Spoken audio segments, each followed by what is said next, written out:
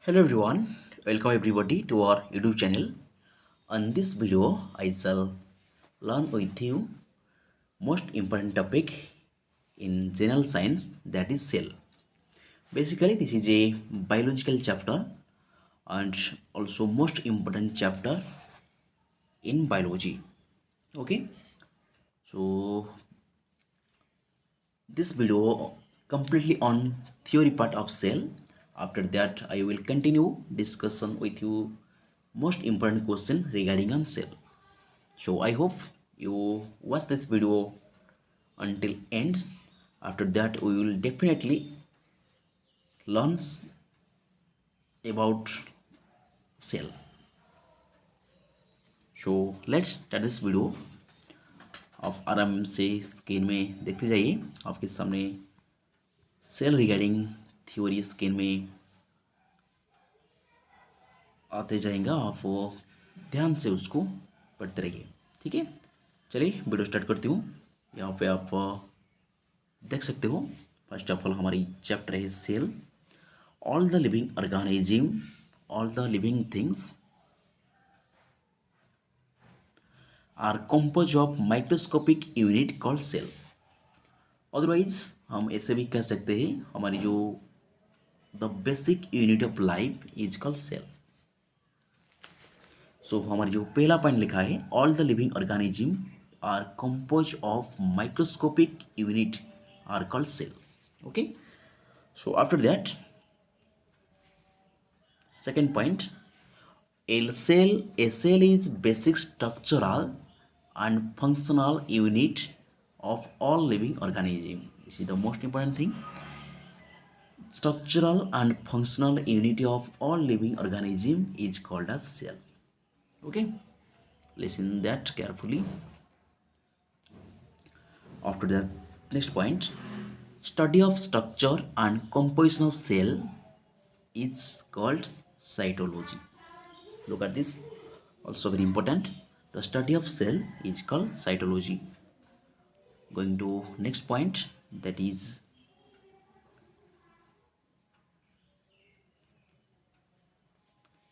point number 4.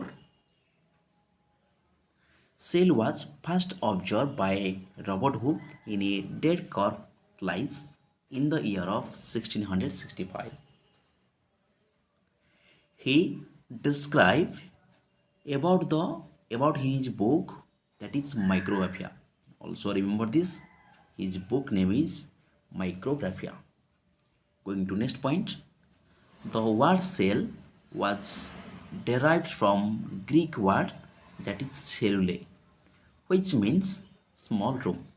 Okay, this is also important. The cell is derived from a Greek word, that is cellule, which means small room.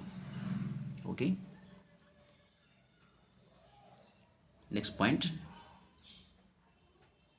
first living cell was discovered by A.V. Leeuwenhoek, one of the scientists. A.V. Leeuwenhoek, which is first discovered living cell. Going to next point,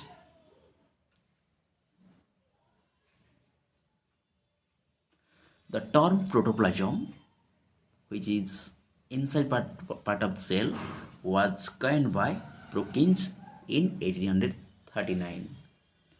Going to next point, protoplasm was discovered by Felix Dujardin.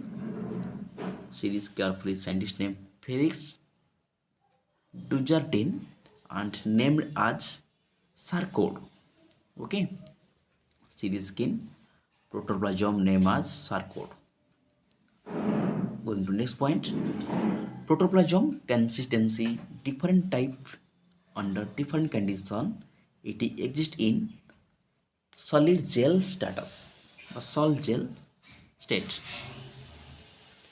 Going to next point,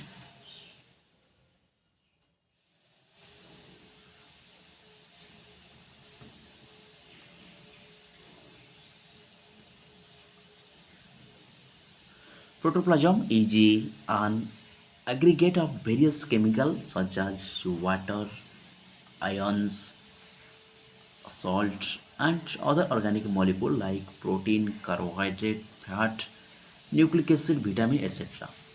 All these chemical composition consist of protoplasm. Going to next point. Living beings are divided into two groups on basis of number of cell. That is,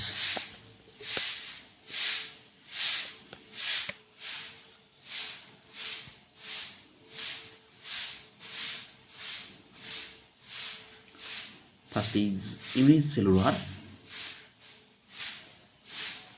What is unicellular? Living organism are composed of single cell. That is amoeba, euglena, chlamydomonas, paramecium are those example of unicellular organism. Second is multicellular. A living organism are composed of many cells are called multicellular. Example hydra, human, plant, etc. Look at this. Mainly cell broadly classified into two types such as unicellular and multicellular. Okay. After that, this is the basic introduction about cell. After that, I go and cover the next part, that is cell theory. Look at the skin. Next step is cell theory. Two biologists, that is named Seldin and Swan, give the cell theory, which is later expanded by Rudolf Virchow. Okay, mainly आप याद रखिए दो scientist का नाम. पहला scientist सेल्डिन, दूसरा scientist है स्वान, जिन्होंने सेल थ्योरी को दिया था. आगे बढ़ता हूँ. हमारी जो नेक्स्ट टॉपिक है that is cell size. Okay, cell size. Size of cell is variable depending upon the type of organism. Some are microscopic while some are visible in naked eye. Their size may vary from 0 to micron to 18 centimetre. याद रखिए जो cell का size होता है वो 0.2 से लेकर 18 centimetre तक हो सकता है. आगे बढ़ता हूँ. यहाँ पे और एक पॉइंट याद रखिए. The largest animal cell is ostrich eggs, that is about 15 centimetre in diameter with 8 centimeter in without cell, 15 centimeter in a with cell, and without cell is 8 centimeter. Okay, after that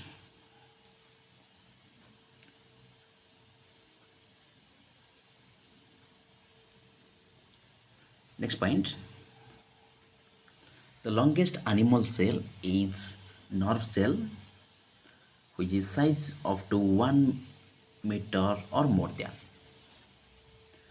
Next point is the smallest cell is known as PPLO, one type of plasmodic cell. That is size is 0.1 meter in diameter. That is mycoplasm. PPLO also called as mycoplasm. Okay. After that हमारी next topic है cell membrane. Okay, next is cell membrane. Singer and Nicolson gave the fluid mosaic model of plasma membrane, because cell membrane also called as plasma membrane. Okay, according to him it consists of a bilayer of lipid in which proteins are embedded. तो mainly याद रखिए हमारी जो cell membrane होता है वो दो चीज से बनता है. एक है प्रोटीन, दूसरा है लिपिड. लिपिड और प्रोटीन को मिलाकर हमारी सेल मेम्ब्रेन का गठन होता है. ठीक है, आप यहाँ पे उसका स्ट्रक्चर भी देख सकते हो. आपके सामने एक सेल मेम्ब्रेन है जिसको आप देख सकते हो. अभी जो आपकी ब्लैक कलर में दिखाई दे रहा है उसको हम प्रोटीन कहते हैं, और जो वाइट कलर में वो दिखाता है आपको लिपिड कहते हैं. वो लिपिड है, वो प्रोटीन है। ठीक है, लिपिड के बीच बीच में प्रोटीन एम्बेडेड होता है, तो शायद वो साइड वाइज भी हो सकता है, मिडिल वाइज भी हो सकता है। जब वो साइड वाइज हो जाता है उसको हम पेरिफेरल कहते हैं, और जो मिडिल पोर्शन होता है उसको हम इंटीग्रल प्रोटीन कहते हैं। ठीक है, एक बार उसको देख लीजिए। जो स्ट्रक्चर आपके सामने अभी स्क्रीन में दिखाई दे रहा है वो प्लाज्मा मेम्ब्रेन का एक स्ट्रक्चर है। उसके बाद हम डिस्कस करेंगे हमारे जो सेल जो आउटर मोस्ट कवरिंग जिसको हम प्लाज्मा मेम्ब्रेन कहते हैं, उससे उससे रिलेटेड कैसे उसके जो बाहर का सब्सटेंस अंदर जाता है कि अंदर का सब्सटेंस बाहर आता है। ठीक है, उसके लिए आपको 2-3 टर्म याद रखना पड़ेगा। पहला टर्म है osmosis. What is osmosis? The movement of solvent or water from their higher concentration to lower concentration of solvent through a semi-permeable membrane is called as osmosis. ठीक है, osmosis can be also called as diffusion of solvent, क्योंकि osmosis process के माध्यम ही process के होते ही cell उसका food component को acquire कर सकता है। ठीक है, मेनली 2 तरह का ऑस्मोसिस होता है। पहला ऑस्मोसिस है endosmosis, that is movement of solvent into the cell is called endosmosis. That is suppose consider करिए एक सेल है जिसे कोई भी बाहर का सब्सटेंस अंदर जा सकता है। ठीक है, वो एंडोऑस्मोसिस के प्रोसेसिंग जा सकता है। The movement of solvent into the cell is called endosmosis. After that the next point is exosmosis. The movement of solvent outside the cell is called as exosmosis. That is suppose एक cell है जो उस process में अंदर का fluid बाहर आ सकता है, उसको हम एक्सोऑस्मोसिस कहते हैं। ठीक है, फंक्शन देख लीजिए। प्रोटोसाइट प्लस सेल मेम्ब्रेन और प्लाज्मा मेम्ब्रेन का फंक्शन क्या होता है? Plasma membrane helps in transportation of molecule inside or outside to the cell. Basically वो ट्रांसपोर्टेशन के लिए ही यूज होता है सेल मेम्ब्रेन। उसके बाद और एक important component that is cell wall. आपके सामने ध्यान से देखिए, cell wall it is the outermost covering of plant cell. It is absent in animal cell. बहुत इंपॉर्टेंट। ठीक है, पहला 2 पॉइंट देख लीजिए। It is the outermost covering of plant cell. Second, it is absent in animal cell. Okay, इसको याद रखिए। Cell membrane हमेशा ही प्लांट सेल में दिखाया जाता है और एनिमल सेल में एब्सेंट होता है। उसका मतलब नहीं है कि प्लाज्मा मेम्ब्रेन प्लांट सेल में एब्सेंट है, नहीं। सपोज कंसिडर करिए वो एक प्लांट सेल है, उसका 2 लेयर होता है। ठीक है, ऐसा उसका जो पहला लेयर वो सेल वॉल होगा, उसका जो दूसरा लेयर वो प्लाज्मा मेम्ब्रेन होगा। ठीक है, प्लांट सेल में दोनों ही लेयर प्रेजेंट होता है, लेकिन एनिमल सेल में सिर्फ और सिर्फ प्लाज्मा मेम्ब्रेन होता है। ठीक है, उसके बाद तीसरा point, cell wall is a rigid, strong, thick and non living structure. It is made of cellulose. ठीक है, ध्यान रखिए, सेल मेम्ब्रेन सेलुलोज से बनता है। Next point, in fungi it is made of chitin, CHITN, one type of material. Fungi का जो cell wall वो काइटिन से बनता है। ठीक है, आगे बढ़ता हूँ। अगले point, in bacteria it is made of peptidoglycan. Very very important, बहुत समय क्वेश्चन आ चुका है। बैक्टीरिया का सेल वॉल कैसे बनता है, वह कौन सा चीज़ से बैक्टीरिया का सेल वॉल बनती है? वो आंसर होगा ग्लाइसेन। ठीक है, याद रखिए। उसके बाद कुछ फंक्शन भी देख लीजिए।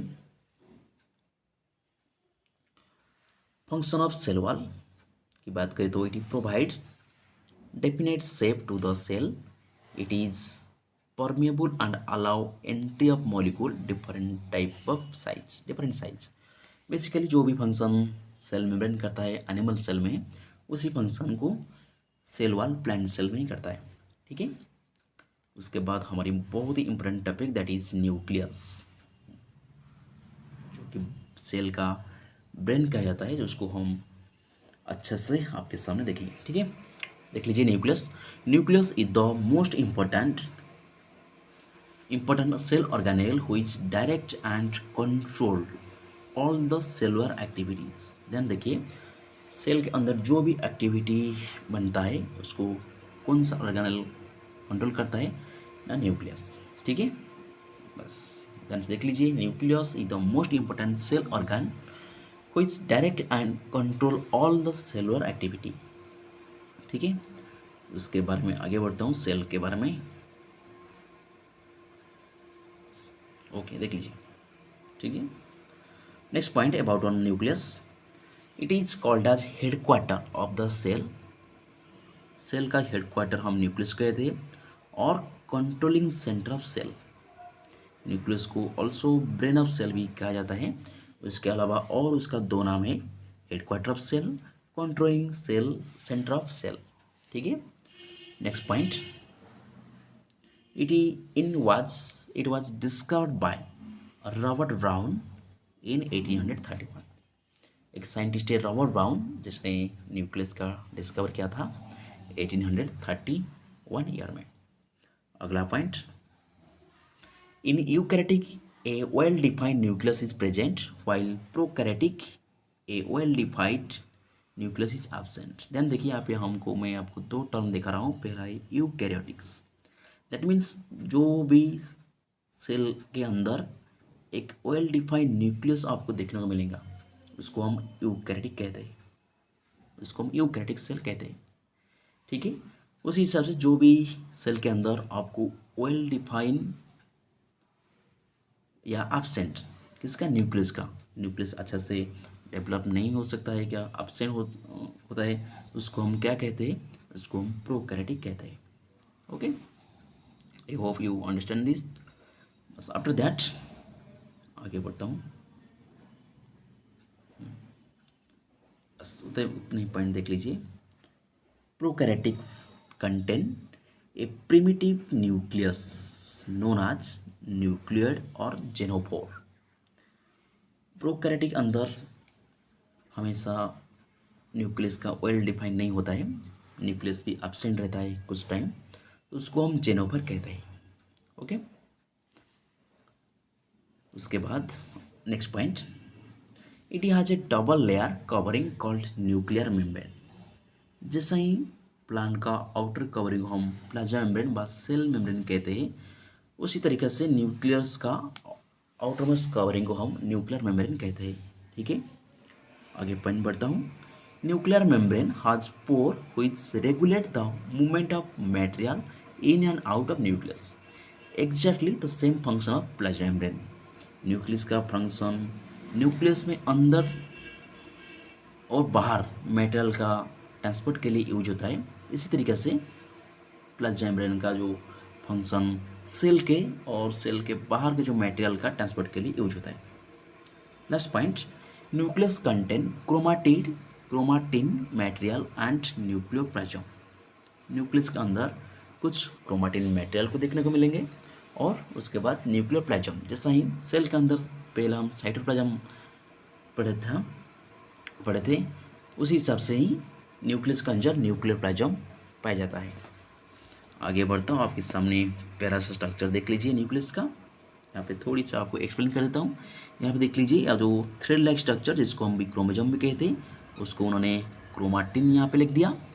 उसके बाद यहाँ पे स्लाइटली मेम्ब्रेन आपको दिख रहा है, आउटर मोस्ट कवरिंग, जो को रेड कलर कर देता हूँ, डबल लेयर मेम्ब्रेन। इसको हम क्या कहते हैं, इसको हम न्यूक्लियर मेम्ब्रेन कहते हैं। उसके अलावा उसके बीच बीच में आपको एक पोर देखने को मिलेगा। यहाँ पे देख लीजिए, पोर लाइक स्ट्रक्चर भी प्रेजेंट है। इसको हम क्या कहते हैं, उसको हम न्यूक्लियर पोर कहते हैं।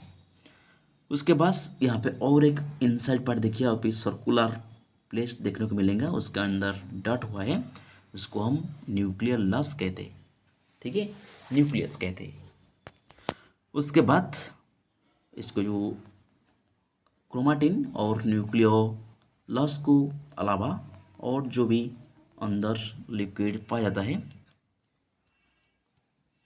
उसको हम क्या कहते हैं, उसको हम कैरियोलिम्फ और न्यूक्लियर प्लाज्म कहते हैं। आपके सामने इतने कंपोनेंट न्यूक्लियस का सेल के अंदर दिखाई जाता है। आपको मैंने यहाँ पे शॉर्ट लिखा है दे, आप एक बार स्क्रीन में अच्छा से देख लीजिए, ठीक है। आगे बढ़ता हूँ, न्यूक्लियस के बारे में और कुछ फैक्ट जान लीजिए। It was observe by Fonta, FONTA, एक साइंटिस्ट का नाम है जिसने आपको न्यूक्लियस को पहले ऑब्जर्व किया था, उसका नाम है Fonta. Next point, it is without a limiting membrane, मतलब उसका जो मेम्ब्रेन का कोई भी लिमिट नहीं होता है, वो एक परमानेंट मेम्ब्रेन के तरफ पे काम करता है, तो इसलिए उसको limiting membrane, without a limiting membrane कहा जाता है। Next point, it is the structure in which ribosome are form function of the nucleus. Nucleus में सरफेस आउटर मेम्ब्रेन में न्यूक्लियर मेम्ब्रेन ही आपको एक दूसरा ऑर्गेनल दैट इज राइबोसोम देखने को मिलेगा, तो हमें उसको आगे डिस्कशन करेंगे। It is control all the, अभी फंक्शन देखेंगे, फंक्शन ऑफ न्यूक्लियस, न्यूक्लियस का काम क्या होता है। It to control all the metabolic activity of the cell and regulate the cell cycle, ठीक है।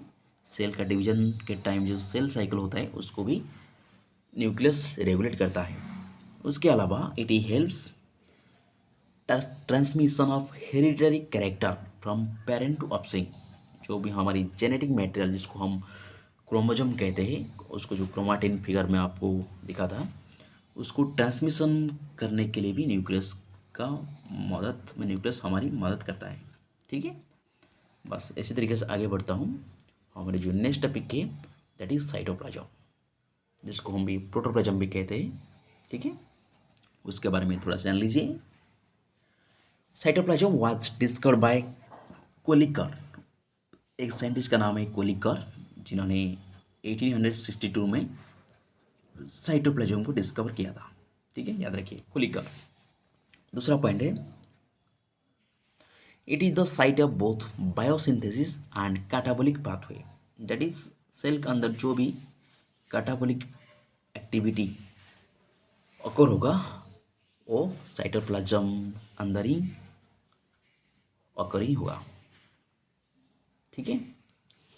Next point, it can be divided into two types, that is cytosol and cell organelle. थोड़ी सी मैं आपको यहाँ पे नीचे दिखाऊँ, मेनली हमारी जो cytoplasm consist of two part, that is cytosol और सेल ऑर्गेनेल। देखिए उसका मतलब क्या है, सपोज लीजिए वो एक सेल है, उसके अंदर एक पीस छोटे छोटे मेटेरियल आपको फिगर वाला मेटेरियल देखने को मिलेगा, जिसको हम सेल ऑर्गेनेल कहेंगे, जिसके कुछ स्पेसिफिक रोल होता है सेल के अंदर, जैसा हमारा माइटोकॉन्ड्रिया हो गई, क्या गल्गी कॉम्प्लेक्स या राइबोसोम, उसका कुछ ना कुछ स्पेसिफिक फंक्शन होता है सेल के अंदर। लेकिन वो सेल ऑर्गेनेल के अलावा जो भी लिक्विड सेल के अंदर पाया जाता है, और जैसे भी मटेरियल सेल ऑर्गेनेल के अलावा दिखाया जाता है, उसको हम साइटोसेल कहते हैं, ठीक है। दो कंपोनेंट मेनली याद रखिए साइटोप्लाज्म का, एक तो है सेल ऑर्गेनेल, दूसरा है और जो लिक्विड या सॉल्यूशन पाया जाता है उसको हम साइटोसेल कहते हैं, ठीक है।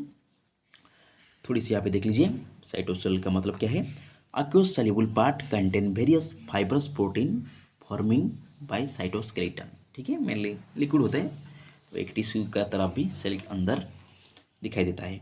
उसके अलावा cell organelle living part, the cell having definitely shape structure and function bounded by membrane, ठीक है। सेल ऑर्गेनेल लिविंग होता है, उसका कुछ स्पेसिफिक रोल होता है inside the cell. After that the first cell organelle is ER, that is endoplasmic reticulum, short उसको हम ER भी कहते हैं। आप यहाँ पे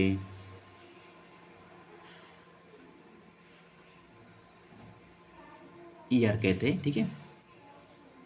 हाँ, फर्स्ट पॉइंट देख लीजिए। It was discovered by Claude and फुलान फुलान दो साइंटिस्ट क्लाउडे एंड फुलान ने एंडोप्लाज्म रेटिकुलम का डिस्कवर किया था। These are present in all cell except prokaryotic and mammalian erythrocyte. Basically हमने एंडोप्लाज्म रेटिकुलम को ऑल सेल में दिखाई देता है, लेकिन एक्सेप्शन याद रखिए, जो भी प्रोकैरियोट के अंदर एंडोप्लाज्म रेटिकुलम नहीं होता है, उसके अलावा कुछ मामालियन एरिथ्रोसाइट के अंदर भी ER नहीं होता है। आगे बढ़ता हूँ, अगली point. They are made of 3 component, that is cisternae, vesicle and tubules. ये तीनों कंपोनेंट को मिलाकर एंडोप्लाज्म रेटिकुलम फॉर्म होता है, ठीक है। यहाँ पे उसके बारे में और कुछ जानकारी देख लीजिए। Endoplasm reticulum of striated muscle are called sarcoplasmic reticulum, ठीक है। जो मसल सेल में जो ER होते हैं उसको हम स्क्रैपोलिक रेटिकुलम कहते हैं, ओके। और endoplasm reticulum mainly divided into 2 types of endoplasm reticulum. First is smooth ER, that is smooth endoplasm reticulum. Second is rough ER। Sir यहाँ पे थोड़ी स्पेलिंग या ER वहाँ पे लिखने चाहिए, थोड़ी सी स्पेलिंग मिस्टेक है। Mainly endoplasm reticulum divided in 2 type, that is smooth ER and rough ER। उसके भी थोड़ी सी जान लीजिए। स्मूथ ER का मतलब है जिसमें राइबोसोम एब्सेंट होता है, उसी हिसाब से हम उसको स्मूथ या रफ कहते हैं। राइबोसोम एब्सेंट होता है स्मूथ में, राइबोसोम प्रेजेंट होता है रफ में, ठीक है। इसको आप भी स्क्रीन में देख सकते हैं। राइबोसोम ऑन इट्स सरफेस और mainly made of tubule, mainly system made of vesicle. It helps in protein synthesis, it helps in repeat और स्टेरॉइड सिंथेसिस। उसको आप देख लीजिए। उसके बाद एंडोप्लाज्म रेटिकुलम का कुछ फंक्शन भी देख लीजिए। सेल के अंदर ER क्या काम करता है। It forms endoskeleton of cell, first. Second, it helps in synthesis of fat, steroid and cholesterol. Third, it helps transportation of molecule. Fourth, smooth endoplazmic reticulum play a crucial role in the detoxification of drug and poisonous byproduct. So these are the function of endoplasmic reticulum. The next but or second cell organelle is Golgi apparatus. This is also one of the useful organelle of cell.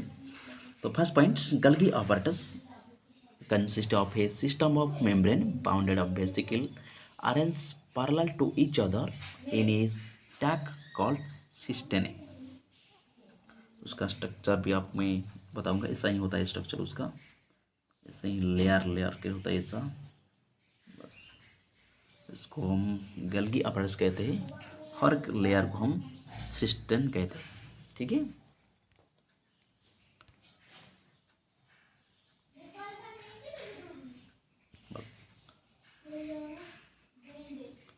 और spherical vacuole भी होता है उसका अंदर, गल्गी apparatus के अंदर।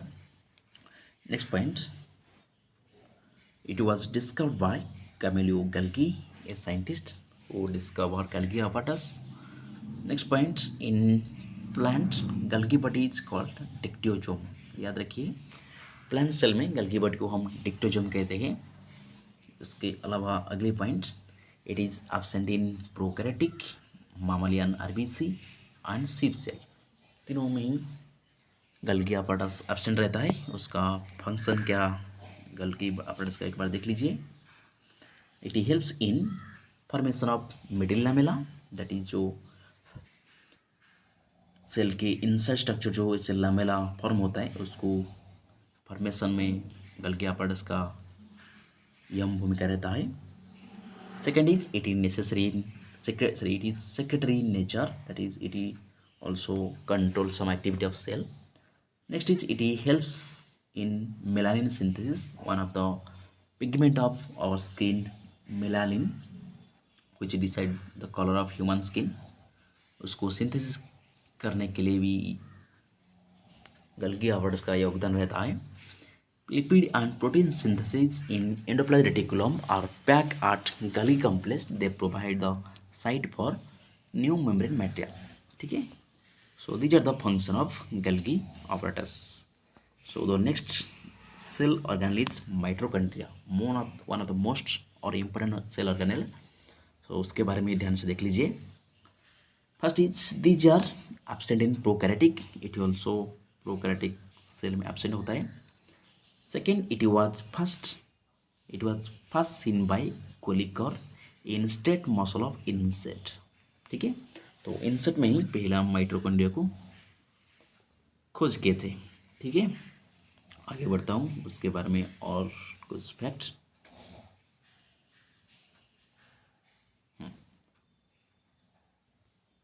It is also called as powerhouse or storage battery of the cell.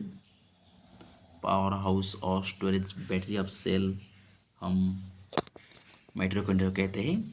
It is double membrane structure where outer membrane are specific protein while inner membrane is folded inside the form chamber called cristae. ठीक है, यहाँ पे दो membrane होता है, एक है outer membrane और एक इनर मेम्ब्रेन. ठीक है, उसका डायग्राम भी आपको मैं नीचे दिखाऊंगा. तो अगला point,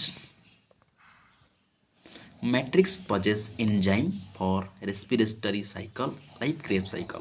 Krebs cycle one of the biological cycle होता है जो कि माइटोकॉन्ड्रिया अंदर ही आपको देखने को मिलेगा.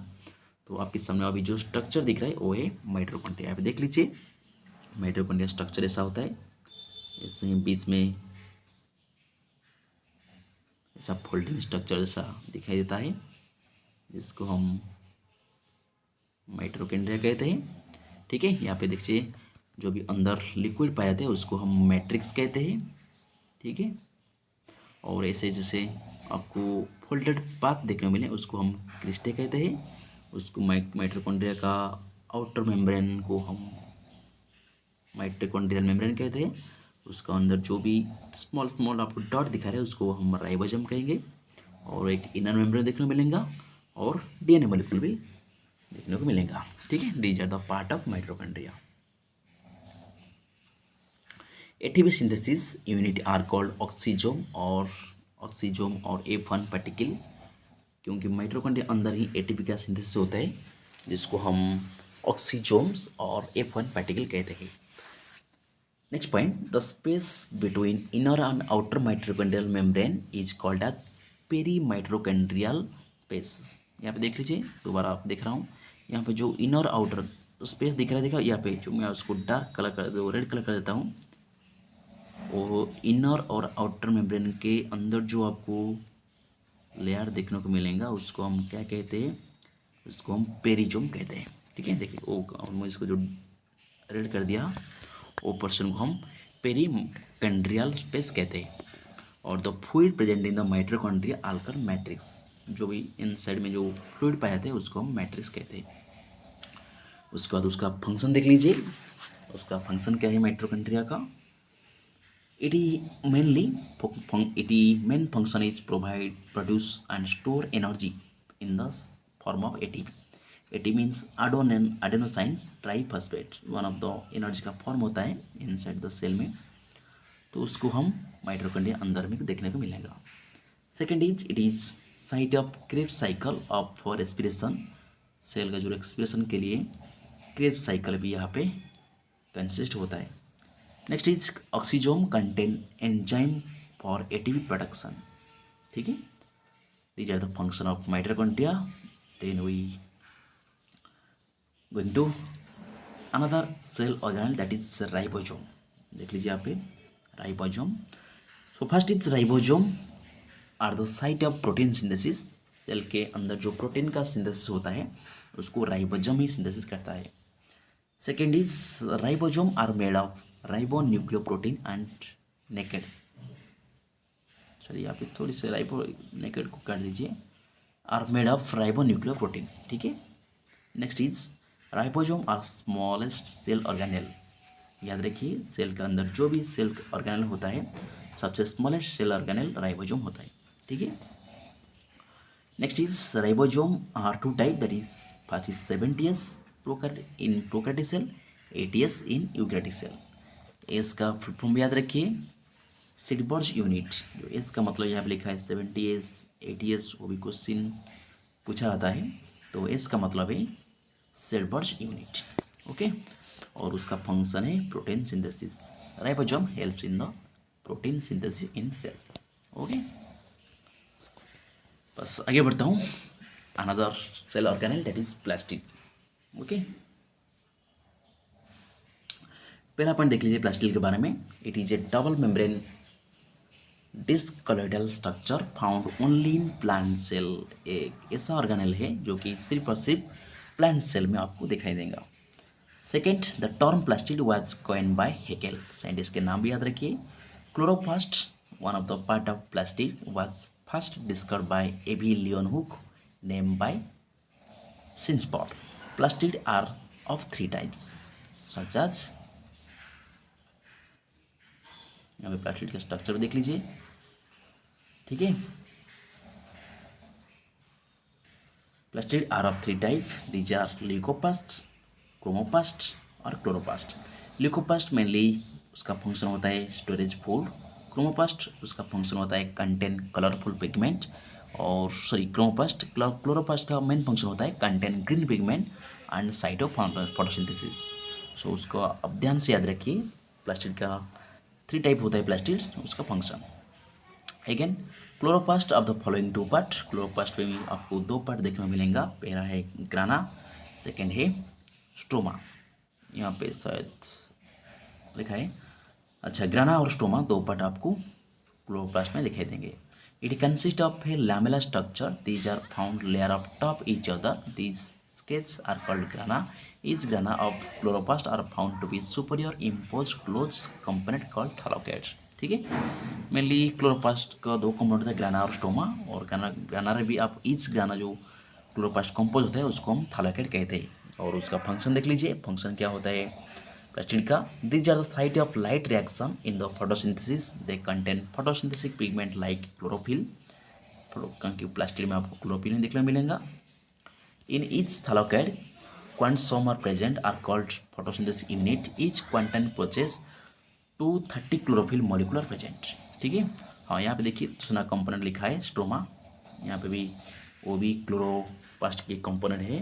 It is granular transpiration substance also called as matrix. Grana are embedded into beside grana, also contain lipid droplet and ribosome, ठीक है। यहाँ पे स्ट्रक्चर भी देख लीजिए किसका, ना क्लोरोप्लास्ट का, ठीक है। उसके बाद उसका function, this is the site of dark reaction, mainly ग्राना में लाइट रिएक्शन होता है और स्ट्रोमा में डार्क रिएक्शन होता है। और photosynthesis it helps in the protein synthesis due to present in the ribosome, okay. So basically this is the first part of cell and we cover some fact about cell and cover the theory regarding cell organelle. After that we continue biofuels. So in the next part, thank you for watching. Please share and subscribe channel. After that we will practice much and more question regarding on cell. So keep focus and continue study and touches in our channel. Thank you for watching.